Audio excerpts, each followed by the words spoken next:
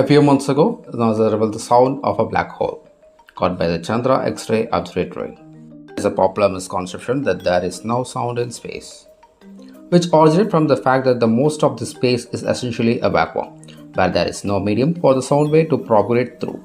However, a galaxy cluster, a structure that consists of anywhere from the hundreds to thousands of galaxies that are bound together by gravity, has abundant amount of gas that encloses the hundreds or even thousands of galaxies within it, providing an opportunity for sound wave to travel. In the new sonification of the galaxy cluster pursues the sound wave astronomers previously identified, were extracted and made audible for the first time.